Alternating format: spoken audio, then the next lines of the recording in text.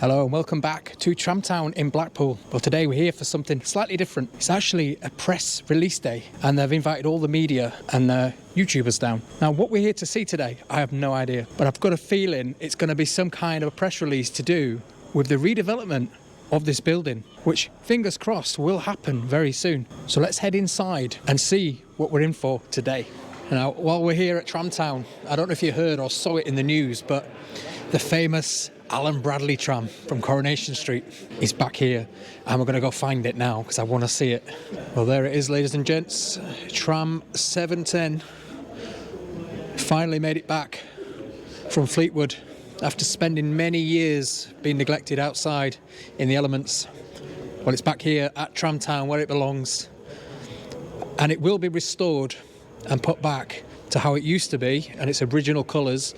And maybe one day we may see it running down the Blackpool Promenade once again.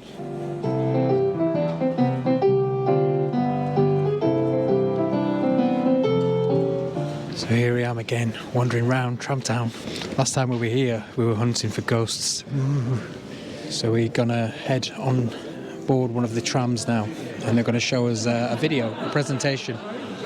And we're gonna find out what they've got in store for TramTown. Very exciting news. Nice to see that it's actually progressing. Because this building is going to be divided into three principal sections.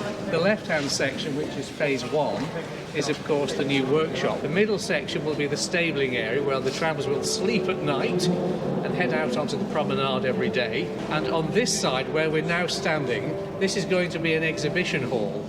So I'm here with Councillor Galley, who's the chair of Blackpool Transport, and the man responsible for letting us in here for the ghost hunt that we did on the channel, and also our first visit to TramTown. Thanks, Darren, and thank you as well. You came here right at the very start, and that was crucial because at that point we were trying to evidence that people would come and look in an old depot at trams, but we couldn't have got that to happen without your good work by coming here and telling people we existed.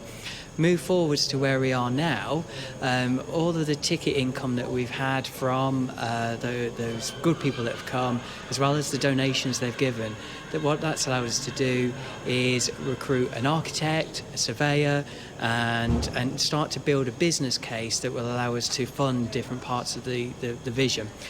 We've been lucky enough to secure £800,000, and that will pay for the relocation of the engineering works, need to be refurbished, and a third of the roof will be replaced. What we're also doing is we're going to set up a crowdfunder which will allow us to put doors on that first third of the depot. It'll also allow us then, as regards the engineering works, to repurpose them, because at the moment they're all in the places they were put in the 1960s. Different needs, different times, and hopefully we can start to see some new illuminated trams coming out of those engineering works. But because this space is so big, we can then also stable the trams in the middle part, and in the bit that we're standing in now, that's going to be the exhibition area, cafe, conference facilities. There'll be a mezzanine floor which will allow the public to walk around, and that's this laid out phase 4 of the 4 phases. That will start to regenerate Blackpool. This is in the poorest ward in Blackpool, which is also one of the 10 poorest in the UK. So what was an old tram depot starts to become this real catalyst of something very, very special. And today has been the announcement of what that future looks like.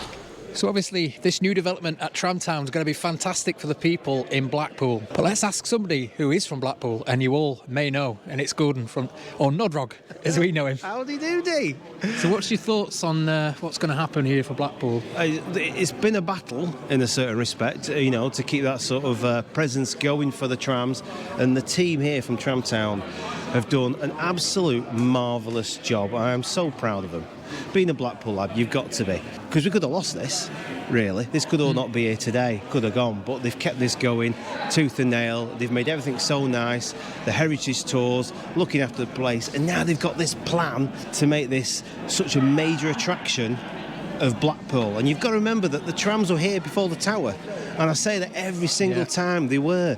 They're an important part of Blackpool. I mean, I knew they were going to do some upgrades and a bit of polishing, but the amount that they are going to do and achieve, little conference centres and cafes and all that, it's brilliant. I was just saying to somebody here, Why is this not the National Tramway Museum?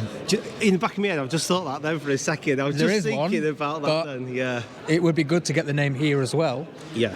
I mean, you've got plenty of media museums and National Railway Museums. Yeah. Why not have two National Tramway Museums? Yeah. I would love one day, actually, I believe there's a tram car from Blackpool, and is it in Chicago? Not Chicago. San Francisco. San Francisco. I've seen it. Have you seen it? Yeah, I saw it going down the front. I'd love to fly over there and do a video. I didn't realise until I was there. I saw it. I thought, I'm sure that's a Blackpool tram.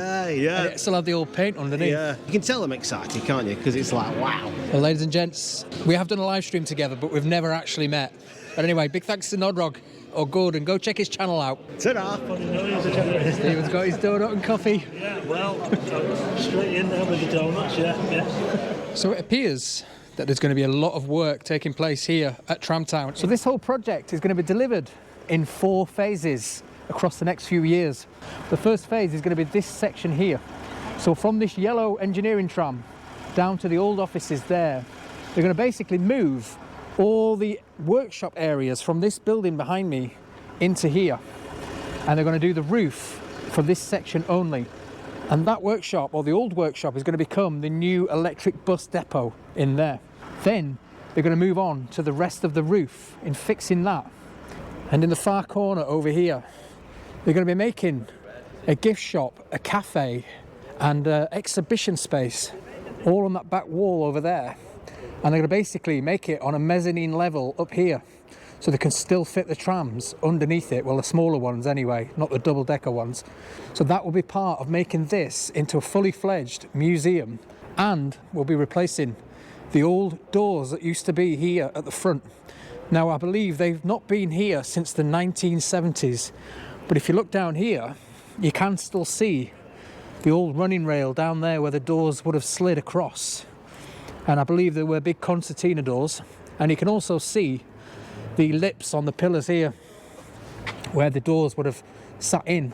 But that will be a separate fundraising attempt to get those doors installed on this building and make it completely weatherproof and watertight. But how fantastic will that be once it's all done? Finally, a new roof to stop all the water leaking through, and also an actual museum space. And I've just been told they are going to make use of the former offices. Now, if you remember in my TramTown video when we came here, we went up into those offices and they were all abandoned. They're going to be restored and made into a brand new archive. So something we didn't do last time was go have a look inside one of the illumination trams. So let's head on board. Also mentioning the heating is on and it's nice and warm. It's absolutely blooming freezing out there, isn't it? Yeah, next to the boiler, you see, that's what it is. Yeah, it's actually really warm in here. It is, isn't it? Now, you all remember David from quite a few of our videos in the past, especially the ghost hunt we did. Halloween, yeah. Look at this. I do like the interior. So let's have a look inside the cab of the Santa Fe illumination tram. See, I've come to do a press release at TramTown, and here I am doing a behind the scenes again. All the machinery that powers the LEDs on the outside of the tram. All the lights. It's like a spaceship in here, it's great. And then right here in the front cab, your 2 pedals down there, look. A horn and a sander. And all your controls, your standard tram control there. Just as you would see on all the trams, all the heritage trams anyway, and also the flying machines at the Pleasure Beach had exactly that. And we've got cameras up there as well, and a smoke machine. There you go. We've got a nice pull-out stereo as well. There you go. Never seen inside the cab of this before. I don't know why we didn't do it last time. But David, you worked here for a long time, or you volunteered here for a long time. Can you tell us a bit about what it means to you, or what they're doing here? Well, the predecessor really to TramTown, or what was now been named TramTown, was just to have some guides to take people around the depot, because, as has been said, it's the mystique of how it all works, how the engineering department gets these trams on the tracks, and it's all this sort of mystique about it and the mystery of how it all all happens that people seem to be very interested in. Because a lot of people either haven't seen trams in their own town, or if they do remember them, they remember them very fondly, and they are part of Blackpool just as much as the Tower or the piers or the Pleasure Beach. Every penny does go towards the roof fund and the rest of the restoration of this wonderful, unique now building. It's the only operational tram shed that's still a tram shed in Britain from the first generation of trams. Today, seeing the incredible view of how this place can be. Well, I hope you enjoyed another visit here to TramTown. And this time, we weren't looking for ghosts. Big thank you to Councillor Paul Galley again for inviting me down today to get this fantastic news, and also all the guys that I've met today that have been fantastic, including Nodrog and, of course, Walk on the Wild Side. I'll see you in the next video. Thanks for watching. Bye.